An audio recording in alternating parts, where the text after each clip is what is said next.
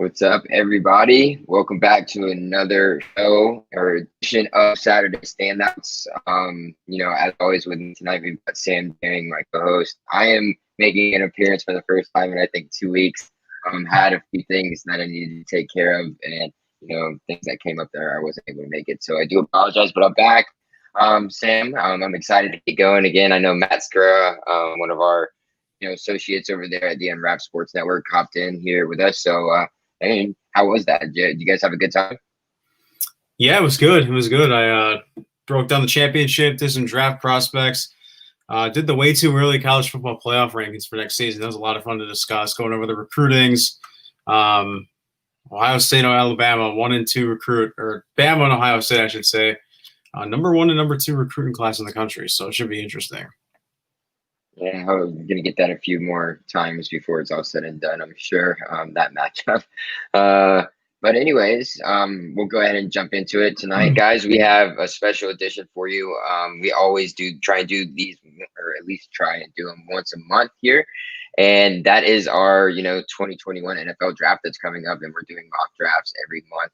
Usually we do it on the first Wednesday of every month, but had to change a few things around with, holiday travel, national championship night, and trying to build it around certain things as well. So here's our first mock draft of the new year. I'm super excited to jump into it. We'll be doing these, like I said, every month leading up to the draft in late April. Looking forward to that. It should be very exciting. But before we go ahead and get going with that, sponsors, pay the bills, as they always say. And our first one on deck there is the Unwrapped Sports new store that we have. It's got all of the regular Unwrapped stuff. We got our episode from or a show theme there. Can't really say it in copyright purposes, but keeping it light. We've got our King merchandise, our drip text, also the Hollywood designs, and then you got your individual shows here. The Hard Count, Fights Unwrapped, who went live earlier. Gen Z's good as well with your boys Connie and Josh over there. Great stuff. And then you got ours right here, Saturday Standouts. So if you guys go ahead and hop on there, fan of the show, family, friends out there that are watching as well, go ahead and grab you some of this merchandise. Classic crew necks, pretty sweet. Just ordered myself one of those. Should be here in about 2 weeks or so. So looking forward to that, and a sticker as well. So yeah, you guys head over to teespring.com/store/unwrapped to get all of your Unwrapped Sports merchandise. And let me go ahead and bring up our next sponsor here, guys, and that's going to be RX Hemp, which is all natural pain relief cream. It's hemp infused, so it's great stuff. Let me go ahead and bring that website up for you guys now. And it's great stuff. I use it almost every single night when I go to bed. I have a bad back. I'm standing all day, every day. So all natural pain relief cream here, guys. It's great stuff. It's, hot and cold effect, which is awesome for your muscles or, anything that you got going on, whether it's joint pain or anything like that. So it's good stuff there with RX Hemp. And then our last one, guys, is if you are gambling, man like myself or a woman, if you are watching this show, ladies, go ahead and head over to mybookie.ag and use code USN100 to get double your first deposit. Oops, you guys can see my login information. Didn't mean, now they're making me do a CAPTCHA. See how quickly I can do that. Sorry, guys. Oh my gosh. Just log in. Got interrupted there. All right. mybookie.ag. So yeah, use code USN100 and you get double your first deposit. I think the minimum is, $45. So if you put in $50, you get $50 free play. There's an online casino that's very exciting. You got your sports book as well, and you can also live bet during games. So head over there, use code USN100 to get double your first deposit. With that being said, Sam, we're going to go ahead and jump into, the real meat of this show, and that's going to be our 2021 NFL mock draft. So you want to go ahead and lead us off? Yeah, of course. So we're going to do, instead of, going over all 32 picks, we're going to pick our, most 10 or so most exciting picks. So first one, I feel like this shouldn't be a question. Obviously, Urban Meyer got hired, Trevor Lawrence. I don't think that should be a question. But the second one, I think after the first pick, it could get very, very interesting. And I've heard a lot of, talk about the second pick.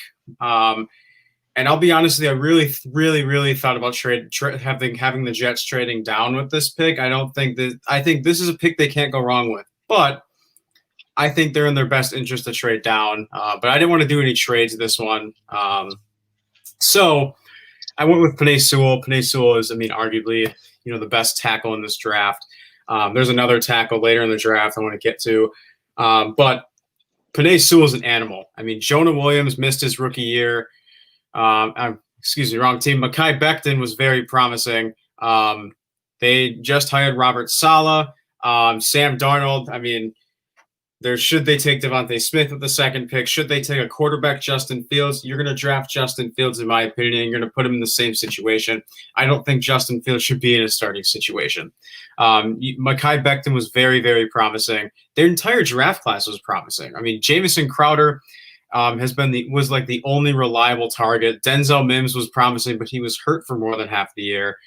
So you need two tackles. I mean, and Penei Sewell and Mekhi Becton are very. That's an absolute monstrous duo. I mean, Penei Sewell is an animal, and if you're a defensive lineman lined up over Penei Sewell, you're not going to want to be messing with him. Penei Sewell is an absolute animal. He opted out of the season. He had nothing left. He had nothing left to prove. This is an awesome pick here. I love it. We did do trades here tonight, but I mean, this to me is best player available, and I think that's Penei Sewell. Well, yeah, and then with the recent hiring of, excuse me, Salah, there's been a little bit of speculation that the Jets are going to try and give, Darnold at least one more shot before they completely, say, scratch that idea. We're going to go with somebody new back behind center. And so if that's the case, they're going to need some protection on the offensive line. And, Penei Sewell is right here, is best player available, like you said, out of Oregon, who usually does produce pretty decent offensive linemen that move over to the NFL anyways. So I think it's a smart move on the Jets. You don't necessarily need to go reaching for a quarterback right now because, in my opinion, Sam Darnold is okay. He's kind of in that middle tier round, starting to move his way to the back of the line, unfortunately for him. But, he's had a lot of things happen out of his control, coaching hire with Adam Gase, and then, the mono thing, and then just injuries here and there popping up. So I say I don't mind it by the Jets taking Penei Sewell here, giving Sam Darnold one more chance if that's not the case. There's quarterbacks every year, so we'll see what happens then. But I think, like you said, it's the safest pick. It's the best pick. So at number 3, we have the Dolphins taking Devontae Smith, wide receiver out of Alabama. Not a big surprise there for either of us, Sam. No, not at all. I mean, he had a very, very impressive year, to say the least. Another weapon for Tua. The one I really want to highlight here, this is one of the big ones that I wanted to talk about too, is, I mean, I think we've had this conversation before, Caleb. I think Trevor Lawrence should be the only quarterback starting day one. And Arthur Smith got hired. Their new GM actually just got officially named as their GM. I want to say it was yesterday. I don't remember his last. I remember his last name. I don't want to butcher it. It's Tony. He was on the Saints staff. But okay, yeah, I know. It's like Tony Ferrari or yep. Mm-hmm. And he was indicating we may or may not see Julio Jones on this team in the future if they trade him. Also some indications of Matt Ryan. I think if they're smart, they hold on to Matt Ryan for another year. Let Justin Fields sit. I mean, their run game isn't great. Their run game is not good at all, but their run game was somewhat productive this season. I mean, Todd Gurley is a free agent, has had tore his ACL in college at Georgia, and obviously it is acting up. I mean, I think I'm not going to there's plenty of other places they could go. They could go Kwity Paye. They could go Pat Surtain. I think this is the first team that Pat Surtain could come off the board. With. But I mean, I've seen a lot of conversation with the quarterback, and especially if they're indicating that Matt Ryan might not be on this team in the near future. I think they're smart to hold on to Matt Ryan for a year, let Justin Fields develop for a year, and then put him in. I mean, he's got Calvin Ridley, he's got Hayden Hurst. We don't know if Julio's going to be on this team. Russell Gage is a very reliable wide receiver 3. Pretty impressive wide receiver market. You got Juju Smith-Schuster, Allen Robinson. Him with the Ravens have been rumored. deep wide receiver class. So we could see the Falcons drafting a wide receiver. I would almost say as early as second day of the draft, maybe third round, maybe somewhere in the fourth, early day 3. But I like this pick. I definitely think there's other places they could go from, but I mean, I think at this point the quarterback has to come into question for the Falcons. Matt Ryan, they were indicating they were seeing signs of regression in Matt Ryan about 2 to 3 seasons ago. I think it was right after the 28-3 Super Bowl. You saw a lot of signs of regression in Matt Ryan, and he doesn't have great protection. Dan Quinn was an awful coach. To me, that's not much big of an excuse. Matt Ryan is getting up there in age. I think you're going to be coming into these drafts now where, depending on where the Falcons pick, the quarterback situation is going to come into question. I don't see it as I almost do see it as a glaring need. And I think you get a guy like Justin Fields, you sit him for a year behind Matt Ryan, and you put him on that offense, give him some tackles, give him some linemen to protect him within the next 2 years of the draft or even out in free agency. I mean, especially with the new GM now and Arthur Smith, I think this team could set up Justin Fields for success. However, they've got an interesting roster because their defense does not have that key guy to build around. AJ Terrell was their first round pick last year out of Clemson, but I think the quarterback situation with the Falcons has to come into question. Yeah, I agree with you. I think this would be a smart move by the Falcons. Now it's whether or not if they go through with it. Also, what I kind of wanted to point out while you're talking about that is there's been early speculation that the Panthers are maybe looking to move up in somewhere in this area. And I'm guessing that's for a quarterback. I would assume it would be a quarterback for them. I don't know if, Teddy's necessarily their future, so they might be looking for somebody younger too. But ultimately, if the Falcons we didn't throw in draft picks in here, like you're saying, so ultimately, if the Falcons do stick here at 4, I think it would be smart of them to do this and go ahead and take Justin Fields. There's going to be a lot of wide receivers on the market like there is every single season. I still think, Julio Jones didn't necessarily have the season that he did, but I still think Calvin Ridley and, good Lord, what's their third wide receiver is really good too. Russell Gage. Okay, he's starting to come on the scene too. He's still a young cat as well. So I think they've got a great wide receiver core. I don't know if any of them are leaving right now, but even if they do, like you were saying, you go out there in the free agent market or somebody who got released from a team and go grab yourself a nice number 3, number 2 wide receiver, especially if you think Calvin Ridley or Russell Gage will be able to take that step and be a legit number 2, which is Calvin Ridley has really kind of already solidified himself as that.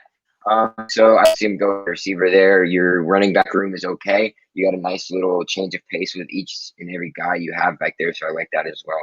Offensive line could use some help, but I don't know if you want to take that at 4. Penei Sewell is worth that. I don't know if there is anybody else on the tackle board or on the offensive guard board for them to necessarily take that early.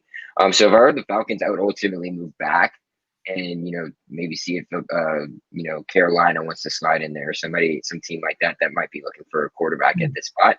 But if the Falcons are smart and sitting there for, it all makes sense completely for Justin Fields to go ahead and be taken here and, like you say, get that time behind Matt Ryan. Matt Ryan is coming down on the end of his career, so I agree with you when it comes to that. But I ultimately don't see the Falcons staying here at 4. But if they were to have to, I would take Justin Fields.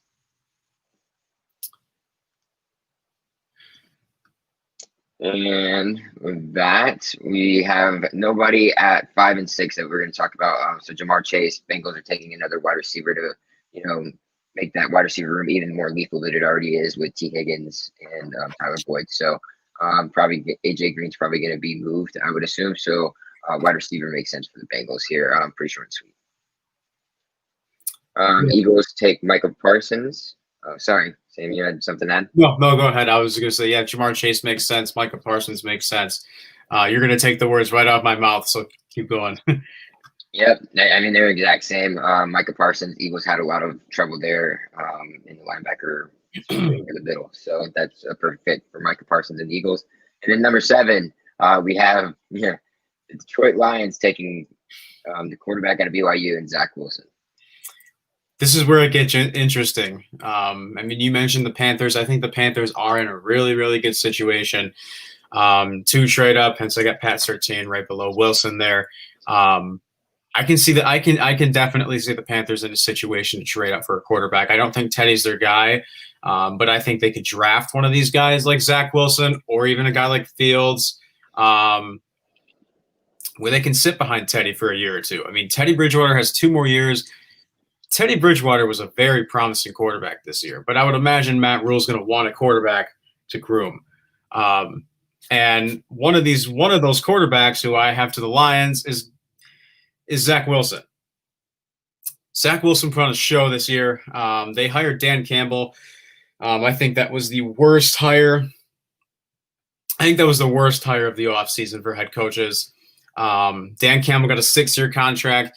And I also think you have to think. I think the Lions knew they were coming in for a rebuild. Kenny Golladay and Marvin Jones are up. I think they would be smart to keep Kenny Golladay and move on from Marvin Jones. I can also see a receiver here, but the way I'm looking at this pick is they are moving on for Matthew Stafford. They can opt out of his contract this season. I want to say he's under contract until 22 or 23, but they can opt out of his contract this season. Now, I think the worst head coach hired this offseason was Matt Nagy, Garrett says.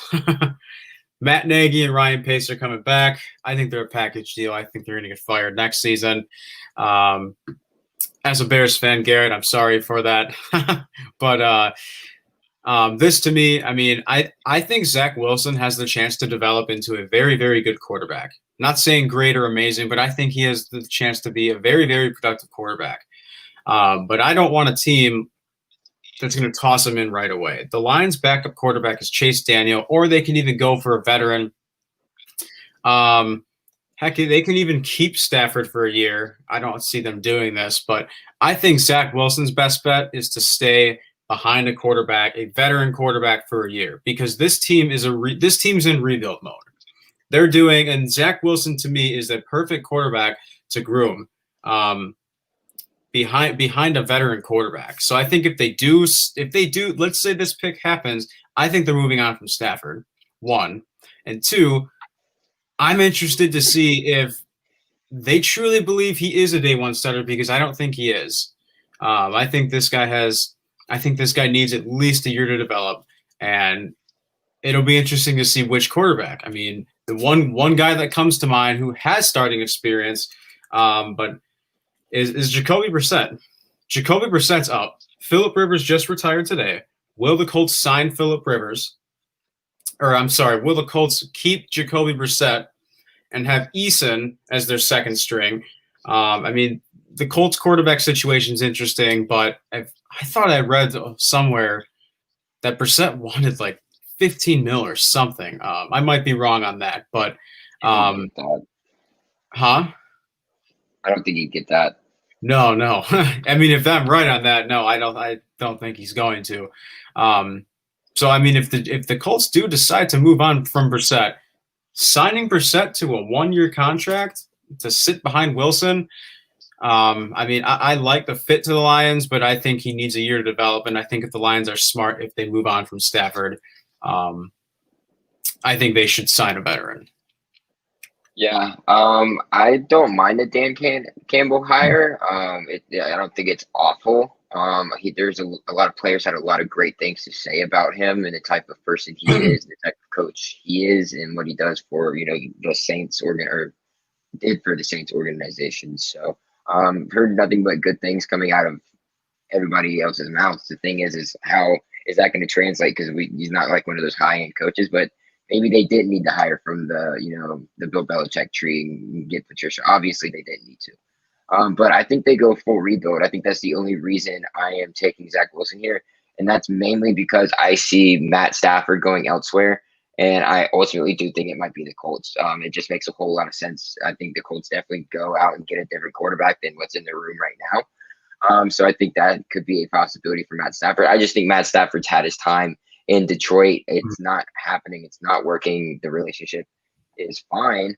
It's actually a great relationship. He loves playing in Detroit, but I just think he's, He wants to go somewhere and win and be successful, and he hasn't had that in Detroit, and that won't happen for a long time. So Zach Wilson, here to the Lions makes a whole lot of sense with that scenario. So I would have had him at 8 if that wasn't the scenario right now. So the Lions take Zach Wilson, a fresh start from top to bottom, head coach, everybody in the locker room is completely changed. You still got 2 great wide receivers. One of them is probably going to leave, obviously, whether that be Marvin Jones or Galladay to be determined, because I think they're going to just refresh, revamp everything that's going on that offensive side of the ball. Obviously, building around DeAndre Swift is what they want to do, or they should do. So I like, a young quarterback coming in there with a bunch of young other guys, especially a young head coach who gets the younger type of thing, which I feel like a lot of NFL teams are trying to move towards now. It's just kind of, the new thing, the new style of football that's played, the type of guy you want, and somebody who can understand that offense. So I like the Lions pick here with Zach Wilson a lot. And at 8, we have Panthers taking Patrick Surtain, quarterback at Alabama. Obvious reasons. Panthers had a lot of struggled a lot when it came to the defending the pass. Broncos take Kwity Paye, edge out of Michigan. Kwity Paye falls a little bit from where we originally had him, but the Broncos get a new edge because their edge room is either looking old or not healthy all the time. Number 10, the Cowboys take, in some people's opinions, the best cornerback in the league, Caleb Farley going into the draft, and Caleb Farley from Virginia Tech didn't play last year, decided to opt out. Cowboys get their guy on the opposite side of Diggs, smaller Diggs, and then at 11 we have the Giants taking Kyle Pitts from the tight end out of Florida, and then right there you guys can see we're going to talk about the Niners taking Rashawn Slater, offensive tackle out of Northwestern as well. So I'm also picking this too because interesting tight end market. I think if the Chargers are smart, they should move on from Hunter Henry. I think the Eagles are going to move on from Zach Ertz. I think the Giants should move on from Evan Ingram. When he's on his game, like the first few years of his career, he played like a top 5 tight end. But he also struggled with injuries. And I love Kyle Pitts a lot at this pick. Gives Daniel Jones in that offense not only a tight end, but a guy that can line up as a wide receiver. And will we see Golden Tate on this team in the future? I mean, this team needs wide receiver help. This team needs a lot of offensive weapons for that help. And what better guy that can not only play tight end if they move on from Evan Ingram, but a guy that is proven as a wide receiver. I love this pick as well at Kyle Pitts. It makes a whole lot of sense. Going down to another weapon here, especially with the way Ingram feels about just playing for that team in general. That's just out there. He's not afraid to let it be known. Probably going to be gone. So I think Kyle Pitts is a great option here. 2 young wide receivers already. Why not bring in Kyle Pitts, who is more like a wide receiver or a catching tight end, if you will. So we'll see the development he makes because he's probably need to get a little better at his run blocking and everything. With turning as well, I see that Giants offense starting to take off a little bit more, especially if you add a weapon like Kyle Pitts. And then your next guy, Rashawn Slater, offensive tackle out of Northwestern. This one came as a surprise to me, but once I did a little bit more digging, I like the pick here. So I think another pick the Niners could go is a corner in the first round. You do have Richard Sherman up. You have Jason Verrett coming from one of the. I think he finished. Jason Verrett might have been finished at one of the Comeback Player of the Year awards. But Trent Williams is up there. I think Trent Williams might even be up as well. Trent Williams is up. And I love Rashawn Slater. I've heard some people. I think Daniel Jeremiah was one of them. He's got him as the best offensive tackle in this draft. I would probably go. I think Darisaw is right under him. We have Darisaw right under the Chargers. Penei Sewell, Slater, and Darisaw, I think, are the top 3 in this draft. I love Rashawn Slater. I love his versatility. He's 6'3". I don't think it's a knock at all, but the average NFL offensive tackle is 6'5". So he's just 2 inches shorter. He's 6'3", 315, I want to say. This dude's versatile. I love not only his athleticism, but I love his ability to play anywhere throughout the offensive line. And I think this would help so much for the Niners.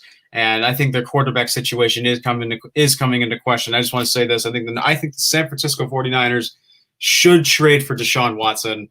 If I'm Watson, I would absolutely go there. I think the Jets are a good one, but I think their only issue is Watson has a no trade clause. So you can easily say, I don't want to go to the Jets. I think Watson's going to want to go to a team like the Niners. If you put Watson on the Niners, they're automatically contending. But assuming they keep this pick, because I think if they trade for Watson, they're going to lose this 12th pick. But if they keep this 12th pick, I love this Rashawn Slater pick. Yeah, I like it a lot too. The guy is massive and can really move and has done a great job. Northwestern, another Big Ten school that is known for being able to produce very solid offensive linemen. So I don't have a problem here with it for the 49ers either. If they get Deshaun Watson, that'll be really scary, in my opinion. I think the 49ers are, that close to, becoming that type of team to take that next step after. I mean, they got to the Super Bowl, but, they weren't ready for it at that point. So we'll see eventually if that's the case. So taking a guy like Rashawn Slater here is a smart move, especially if you are going to try and get a quarterback. Even so, it's not going to hurt you because Jimmy G still needs protection as well because, he's got injury.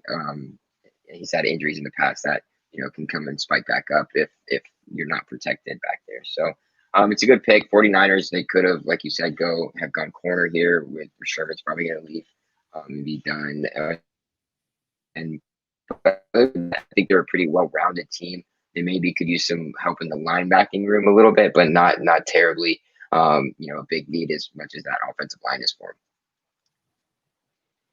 And that'll take us to at 13 and 14. The Chargers taking Christian Darrisaw, like you said, one of your top 3 offensive linemen. He was probably the highest graded offensive lineman this season in college. I believe so. So really rose up draft boards. Kind of was not a very well-known name when it came to drafts or mock drafts before the season. Then he kind of blew up. Vikings take edge out of Miami and Gregory Rousseau. Gregory Rousseau decided to opt out, but I think he's still, a freak of nature when it comes to that edge position. Bends very well. Vikings need that. It's been kind of a struggle getting to the quarterback recently for the defense. So I like to pick a lot there for them. And then at 15, we have the Patriots taking their future quarterback and Trey Lance. Tell us more, Sam. Tell us more. I like this pick a lot. I think this guy needs the most grooming. He only played for a year, and I think that's going to be the knock on everyone, where he only has, a year and a game of tape. I mean, even though that game and back in October, the one game that he did play, he went off. He get I think it was 2 or 3 rushing touchdowns and 1 or 2 passing touchdowns. I don't remember the statistics off the top of my head, but I think the Patriots need to sign a veteran. I think the Patriots are another suitor for Deshaun Watson, but and I was listening to a podcast today, and it was the first draft on with Mel Kiper, and Mel Kiper brought up the idea of Trey Lance only played 1 year. He could have been a guy, and these were Kiper's words. I don't want to take the words out of his mouth, but he could have been a guy that. What if he transfers to, a Power 5 school? What if he goes to the Big 12? Sam Ehlinger is gone. What if he goes to a school like Texas and, raises his draft stock and solidifies himself as potentially a top 10 pick? Because I don't see Trey Lance as a top 10 pick unless someone trades up for him, which I still think is a possibility. And the way it seems like, it's almost kind of seems like Trey Lance is kind of fluctuating throughout the first round now. And I know we don't have the combine now. We don't have the we don't have the combine. It's only the pro days, and we also have the Senior Bowl. I personally think for first round talented prospects, not having a combine doesn't matter as much as guys like Chase Claypool. Before Chase the combine is what rose Chase Claypool's draft stock. Or even the Senior Bowl. I think a lot of people, even Jamie Newman is going to be one of the bigger quarterbacks that everyone's going to want to watch.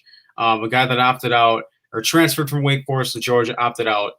Kyle Duggar, Jeremy Chin, all those secondary guys.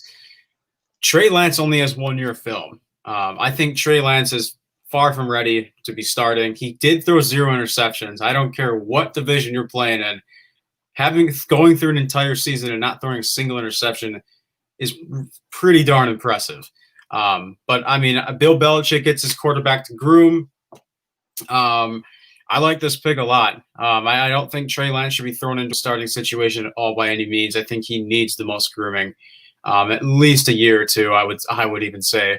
But I like this pick. I think they're moving on from Cam, so it'll be interesting to see what the Patriots do with their quarterback situation. They're 100% moving on from Cam. That's for sure. I think that's been, out there for at least a month, maybe now, or maybe longer, Lord. But they're going to need somebody to, come in there and play quarterback for them. I think Deshaun Watson's another great fit, like you were saying before.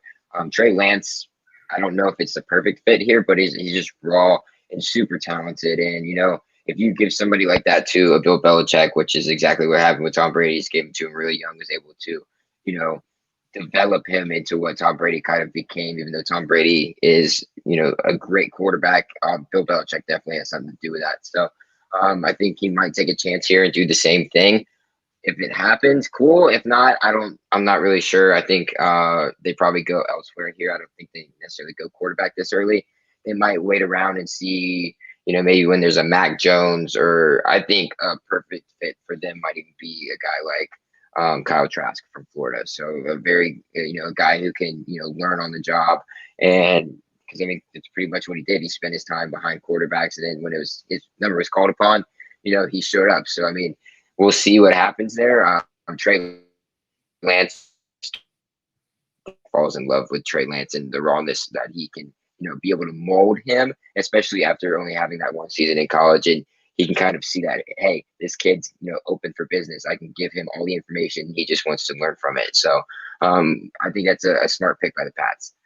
At 16, we have the Arizona Cardinals taking J.C. Horn, quarterback, South Carolina. Need some help out there on the edge and in coverage. Raiders at 17 taking Azeez Ojulari, the absolute stud of a linebacker for the University of Georgia. Raiders are probably, it's going to, I don't know why, what's his name is just their head coach. Gruden is, so good at being able to pick out these linebackers. So I think it's a great pick there. Another linebacker that's a freak of nature out of Notre Dame, Jeremiah Owusu-Koramoah, heading to Miami. Boosting that linebacker room and helping that defense even more is going to be great for them. At 19 and 20, here are our next two we're going to be talking about. Sam, and I'll let you lead off with the Washington football team's pick and wide receiver Jalen Waddle out of Alabama. Now, I think there's more than one position that Washington can go. I like Mac Jones a lot. I personally think we all know Washington is, we don't know their quarterback situation. We don't know what Alex Smith's situation is. I think he's retiring, but he hasn't come out with it. He said he's taking the next few weeks to, kind of recuperate and kind of figure things out. They could go offensive tackle here. They could even go Elijah Vera Tucker, which we're going to talk about here in a bit. And I personally think Mac Jones at 19 is a little bit of a reach. I don't view Mac Jones as first round talent. I think he's very, very early in the second round. But I think there's still going to be a very strong chance that he'll be selected in the first round, because there's quite a few of QB needy teams, including Washington. But outside of Terry McLaurin, I don't really see anyone on that roster for the Washington football team that is a very reliable wide receiver too. One of the big names they drafted last year, I believe it was day 3, is Liberty wide receiver Antonio Gandy-Golden, bigger bodied wide receiver. Steven Sims had a pretty good playoff showing against the Buccaneers. But I love Jalen Waddle here. I almost like Jalen Waddle. I shouldn't even say almost. I like Jalen Waddle better as an NFL wide receiver than Devontae Smith. Very, very close. But, outside of Terry McLaurin, you don't have a whole lot of reliable guys that you can count on being that wide receiver too. I think Jalen Waddle comes in and is that true wide receiver too. Terry McLaurin and Jalen Waddle would be very, very interesting. And I like going over in teams saying Deshaun Watson fits, because this is another destination that I would definitely love to see Deshaun Watson go into. But assuming they don't and keep the 19th pick, whatever their quarterback situation ends up being, you get their wide receiver too right now, and Jalen Waddle. Yeah, I think I agree with you. I couldn't agree with you more. I think we've had this conversation with it throughout the network and everything like that. And it's who would you rather have, Jalen Waddle or Devontae Smith? Who would you take first? And you and I both would always say Jalen Waddle. We just think he's more well-rounded to become that NFL type of wide receiver that is needed. Not saying that, Devontae Smith won't be good in the NFL, because I think he will be. I think Jalen Waddle will be more of that well-rounded, balanced type of wide receiver. But when it comes to Devontae Smith, you don't have the size necessarily. So Jalen Waddle gives you a little bit of everything here as long as he's healthy, which he should be, because that ankle injury was just, freak. It happens, but whatever. He's over. He tried to play a national championship game. I think he's a great wide receiver. And like you said, Washington needs help. Yes, Sims had that good game against Tampa Bay in the playoffs, but where was it all year? It needs to be a consistent thing, and Jalen Waddle is going to be able to provide you that, especially with Scary Terry on the other side. So I think it's a great pickup. Also, like you were saying, another great place for Deshaun Watson to think about going if he is going to be asking for a trade. So look out for that too with the Washington football team. And then number 20 here, we have Elijah Vera Tucker, offensive lineman from USC, heading to Chicago. I think this pick makes a whole lot of sense. I can see where people think the Bears can go for Deshaun Watson. And I think it makes a lot of sense why the Bears are getting chatter about Deshaun Watson. I personally don't see the Bears as that appealing of a team for Deshaun Watson to go to. They have a mediocre run game. They have a very productive defense. I would argue they're top 10. I think they finished statistically. I want to say they were just outside the top 10. Eddie Goldman opted out, and they did very well because Eddie Goldman was one of their top playmakers, and they did very well and worked around it. But, I mean, there's a strong chance Allen Robinson's gone. You're taking on that big contract of Deshaun Watson. I decided to go lineman here. Charles Leno's up in 22. He's up after next season. And I want to say he'll be 30 or 31 after next season. Their protection is just not there. We don't know their quarterback situation. I think the Bears are going to pay Trubisky a 1-year prove-it deal. We have seen he has a strong relationship with Matt Nagy. There was a report or a tweet I saw a while ago. Trubisky's gone over to Nagy's house for dinner and stuff like that. But I mean, I think Trubisky's going to get a prove-it deal. The Bears don't have protection at all. I think the Bears O-line used to be a lot better than what it was a few years ago, and this offense just struggled. I love Vera Tucker here. I think there's probably 4 to 5, maybe 6 linemen tackles in this draft that I can see starting day one, and I think Elijah Vera Tucker is one of them. Yep, I love the pick here. I think exactly what you're saying. I know people want to hear us battle it out. We'll get to that as we get closer, I'm sure, because there's going to be some differences depending on what trades happen and everything like that, who's trading picks and everything of that nature. So Elijah Vera Tucker here is a great offensive lineman for USC. Kind of boosted onto the scene, rose up boards this season in USC's few games that they did have. 20 to Bears. I get, like I said, I agree with you that Mitch Trubisky is staying in Chicago on a 1-year prove-it deal, especially with Matt Nagy still being the head coach. I think this might be the year, if it is a time for Mitchell Trubisky to take the next leap in his NFL career. It needs to happen this upcoming year, because of that, he's going to be a career backup, and that sucks. And that's going to just be a bust for the Bears. Not a good look for Chicago.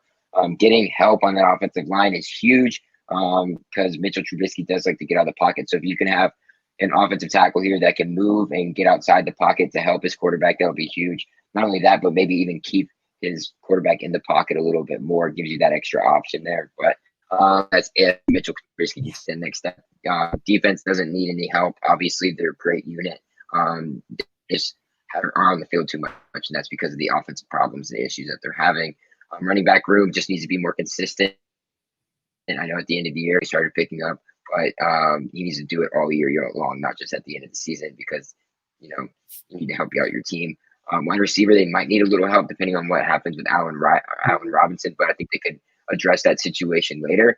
So I love Elijah Vera Tucker getting that offensive line, a bolster move right there. And that'll move on to our 21st pick and our 22nd pick. So the Colts taking Tyson Campbell, cornerback out of Georgia. Early in the season, that was very apparent that the Colts needed help on the back end. They kind of picked it up at the end of the season. Xavier Rhodes isn't getting any younger, and he's not too far removed from his terrible season in Minnesota, although he did change that narrative this season with the Colts. But at 22, the Titans take Patrick Jones, the second defensive lineman out of Pittsburgh. And you can go ahead and explain why Sam and why, Vrabel needs him on that defensive line. Caleb, I think you and I were, when we were predicting these Power 5 conference scores, I think you and I were pretty excited to watch this Pitt defense. Jalen Twyman opted out. Paris Ford opted out after the first few games of the season. And that left him with one of those guys, Patrick Jones. I mean, one of those games that stood out to me, one of them that stood out to me this season was the game against Clemson. Yeah, they got destroyed, but Patrick Jones had a good showing. And Patrick Jones, I think he's more of a playmaker on the inside. I mean, you're not seeing I think he can be productive on the outside. But even if you go towards the outside, I think the Titans could also use an edge rusher, but they need help up front on their D-line. I think Jadeveon Clowney's gone. Jadeveon Clowney, I feel like I haven't heard a thing about Jadeveon Clowney this year. I think Jadeveon Clowney's gotten to a point where people can call him overrated. But I like this pick a lot here. I think that's a guy that can not only be productive on the outside, but is very, very productive and excels on the inside. He's lengthy. He's athletic. I love his footwork, his technique. I love his technique. But I love the athleticism in this guy, and he's lengthy. And the Titans need help up front. Yeah, they definitely do need help up front. They weren't able to get pressure from anywhere on that defensive line like they did the year before, but they went a different direction than they had in the season before that. So Jadeveon Clowney, I don't know if it's just he's overrated, but he's not. He can't be your number one guy. Like he has to be a number two guy at this point in his career. He's just getting a little bit older. He's had injury problems in the past as well. So I think that's where you're seeing him in the Jadeveon Clowney questions come to question there as well. But I think the interior is where they really need help. There's guys who are able to get any push really. They were decent against the run, but not against pass. They couldn't do anything back there. And I think Patrick Jones, second out of Pitt, is just a perfect guy to be able to do that. Had an absolute game against Clemson, which was probably the best offensive line that Pitt had faced all season. So I think it's a great pickup here for the Titans. I think Mike Vrabel probably falls in love with this kid, especially with the type of demeanor that he possesses. It's kind of Aaron Donald-ish, in my opinion, is how he how he goes about his business, not necessarily how he plays. So, but yeah, I like the Titans pick there at 22, taking an interior defensive lineman. At 23 and 24, we have the Jets and the Steelers picks. The Jets pick up another wide receiver and Rashad Bateman, wide receiver out of Purdue. Rashad didn't necessarily do a whole lot this season and then decided to opt out, I think, near the end. So we'll see if he's still sticking around there with the Jets at 23. 24, we got the Steelers taking Christian Barmore, defensive tackle out of Alabama. Their defensive line, it was good, but it kind of faded away, when the time mattered most. And necessarily have to step in right when you start, but it can kind of be that third guy, that first guy off bench who get the playing time there. And 25, we have the Jags taking Jalen Mayfield, getting Trevor Lawrence some protection there, offensive tackle out of Michigan. So very heavily featured offensive tackle draft here in the first round. And at 26, we have the Browns taking Davion Nixon, defensive tackle out of Iowa. Yeah, one of the first things that comes to mind. I mean, when I'm looking at the early draft, I look at the defense for the Browns more than I look at the offense. I've seen a lot of Owusu Koromoa here. I think that makes sense, but I think they need a lot of depth on their defensive line. This guy was a big draft riser out of the defensive line class. I would say it's more so. I would say this year's class is more so an offensive draft, but I think this guy can be a very, very productive one. Very, very productive tackle.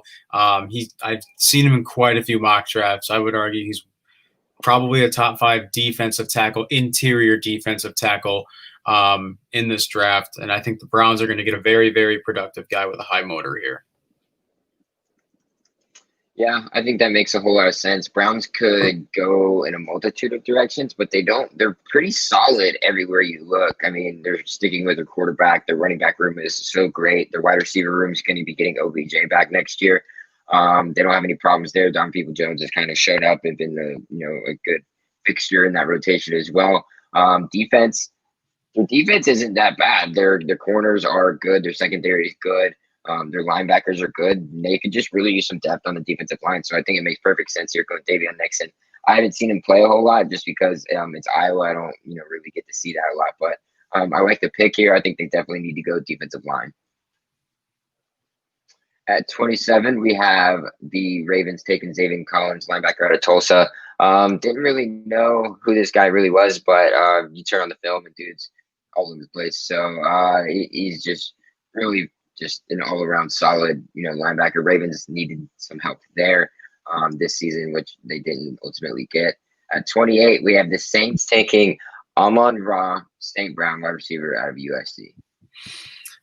I'm glad I have someone else that loves Amon-Ra St. Brown as much as I do. I love the guy. But it's looking like the Saints are going to very well might roll with Jameis Winston, have Taysom Hill as their other guy, Michael Thomas as their reliable wide receiver one. Emmanuel Sanders was only on a 1-year deal. Granted, with the absence of Michael Thomas throughout the season, Emmanuel Sanders was very productive, but I don't see them keeping Emmanuel Sanders. I love Amon-Ra St. Brown. I love these USC wide receivers. Amon-Ra St. Brown broke 1,000 receiving yards last season. He wasn't even in the spotlight. I would say he had a little bit of spotlight, but he had a lot less spotlight because all of that was on Michael Pittman Jr.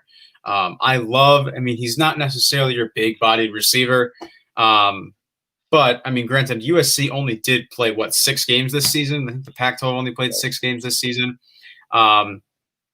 And he's got one of the best quarterbacks in the 22 draft class, and Keaton Slovis throwing the ball.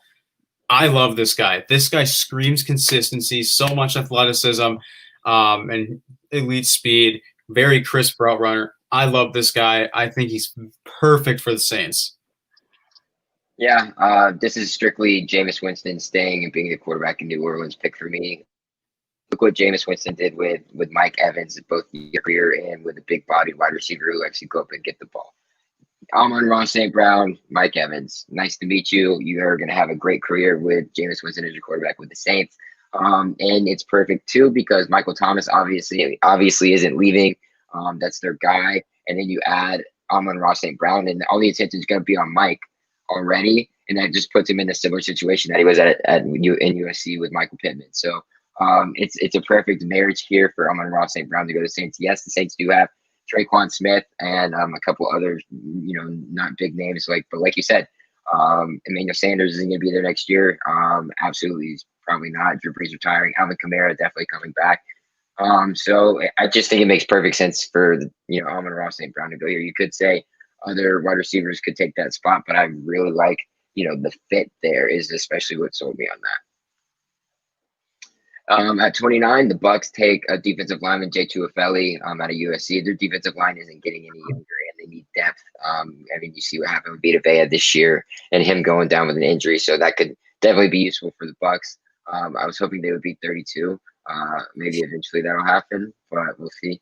At 30 and 31, we have our next 2 picks that we'll be talking about, and I think they're our last picks that we will talking about. Yes, they are. At 30, we have the Buffalo Bills taking one of my favorite players, man, that I've been able to watch, and that's cornerback Asante Samuel Jr. out of Florida State. I'll let you start with this one. It's your big Florida State guy. Probably, I think he was top corner graded out by Power Football Focus before he decided to opt out for the season, and not necessarily the top one. I think he might have been top 3, but there's a statistic that it's easier to do something. I forget what it exactly was than it is to throw at Asante Samuel Jr. He's just a dog, not the biggest guy, but he's a dog.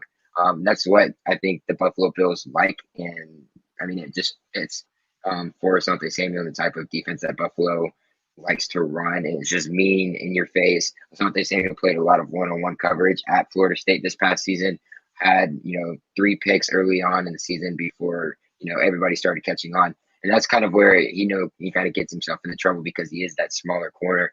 Teams are going to try and pick on him, but if he has that dog and he brings that dog mentality that he has been known for at Florida State in his time here, then he will be a great asset to a Bills defense that was getting picked on all season long through the air. So I think this is where, you start to see the Bills make a great selection here at number 30. Asante Samuel Jr. sneaks from early second round into the late first round here. What are your thoughts, Sam? Yeah, I mean, I think the corner for the Bills, I think the cornerback position is one of the, I would argue, maybe the most glaring need for the Bills. I mean, outside they don't have a whole lot of depth. Yeah, you do have Tre'Davious White. I think he's top 3 at his position, but you don't have anyone that you can really rely on as your cornerback too. And you kind of just alluded to a guy like Asante Samuel Jr. that has been very, very productive throughout his entire career. Not the biggest guy, not really a big-bodied guy. No, not a guy like Caleb Farley who, is that big-bodied guy. But, I mean, he doesn't care. I mean, he's a dog. I mean, he shows off his physicality like size doesn't matter. And I like this pick a lot. I think he can be a very, very reliable and productive complement to Tre'Davious White. Yeah, I think he'll have, a decent career in the NFL, especially if he's there with the Bills or you get drafted by a better team. You have a more likely chance, especially if you are a great fit for that organization and what they like to run. So I think that'll be perfect for them. I don't think they necessarily have to stick him on an island right away, but it won't hurt for them too. But we'll see how that goes with the Bills. And then number 31, your Packers take a cornerback out of Georgia in Eric Stokes. It really sucks to see this team not in 32 now, huh? Yeah. But I like this. I mean, I think the most glaring need for the Packers in the first round should be either a corner or a defensive line. I remember watching the national championship game, texting my group chat, and I said, I would love Christian Barmore, but I mean, the way he played, he could be taken before the Packers even pick. But Kevin King's up. We haven't seen a lot of Josh Jackson. I've been a guy that has said I refuse to believe that Josh Jackson is a bust. However, Josh Jackson looks like he's inactive as of right now. They went out and they're expected to sign Sherman Williams. The Packers visited with them today, but they don't have a lot of depth. And I've always said Jerry Gray, the secondary coach of the Packers, was one of the biggest splashes the Packers have made this offseason. He was the former Vikings secondary coach. Coached guys like Xavier Rhodes to an All-Pro, Jair Alexander to an All-Pro snub. But Eric Stokes is a guy that excels in zone coverage. I think he's got the talent to potentially be that guy. I would even argue he has the talent to step in right away and play on the outside alongside Jair Alexander, because I think Kevin King's gone. Kevin King is one of those free agents. One of those, long free agent list of free agents the Packers have, along with, Jamal Williams, Aaron Jones. We just paid D-Bach, best left tackle in the game. But, I mean, there's other players like Lindsley, Jones, and Williams that are making this offseason a lot harder. Lazard, Tanyan, but I think one or both of those I want to say is restricted. But the Packers don't have a lot of depth in their cornerback room. And I know one of my good friends is a big Georgia fan, and the way he explained it to me, I think he likes Stokes better than Tyson Campbell. I feel like I saw a lot of the big thing with Campbell is his motor, his production. I think I like Stokes here at this pick. I mean, I've seen Stokes in the first round. I know some people may not think he's a first-round pick. I mean, if the Packers were to go D-line, I can see a guy like Levi Onwuzurike, but I would argue the cornerback is the Packers' top priority. I think their biggest priority is defensive line, but I see exactly where you're going here with the Packers. So I wasn't gonna, fight you on this one. I just personally think defensive line because they couldn't stop the run at all last year. I know Dalvin Cook's in y'all's division. You guys also have David Montgomery in your division and Tariq and I'm not sure what the other team is in the division and what the running back is, but you couldn't stop the run to save your life.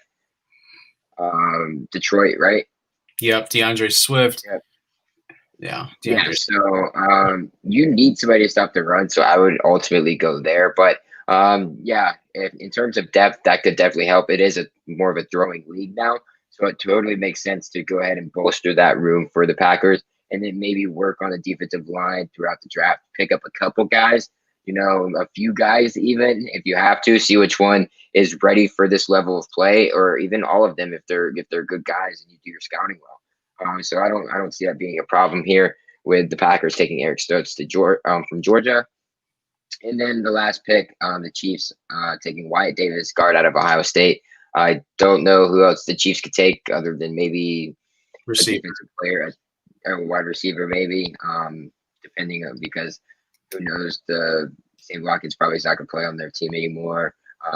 We haven't seen what's his name take the next step either. So Tyreek Hill needs somebody as soon as possible. But that'll go ahead and do it for our third, I think, NFL mock draft for the 2021 year. I'm looking forward to doing it with a whole bunch of other people, but I'm gonna have to get off here really soon, Sam. So you want to go ahead and plug anything before we go ahead and log off?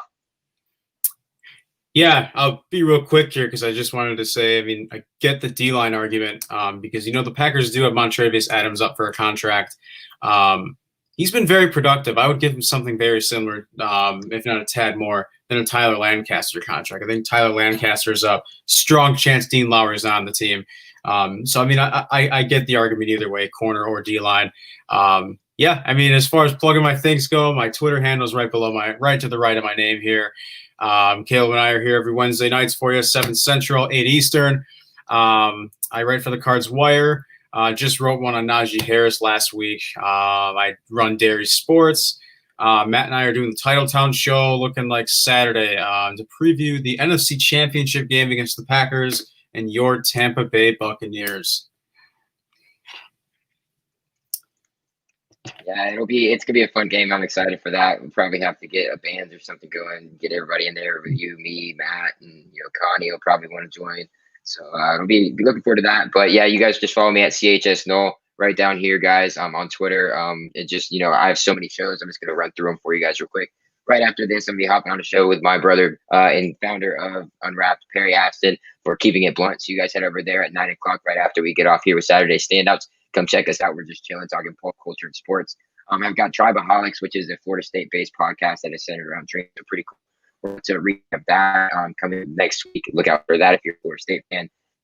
Saturday Standouts, obviously, with my guy Sam over here. Enjoy that every Wednesday night at 8 p.m. Eastern Time, 7 p.m. Central. So it's great stuff we got going on. We're revamping us. We just put out the stuff from the store, rebranded the logo, everything like that. So that is awesome. We also do Unwrapping Bands, which is, a betting/live reaction show, depending on different games. Sometimes it's NBA, sometimes it's NFL. So check that out as well. I'm involved in so many other things too. We got the panels going up. We're going to be doing, an NFL draft panel. I think we're going to have a few different, players interactive with teams, a group of people actually from the Unwrapped Sports team to, operate one team like it's one big unit. So looking forward to that as well.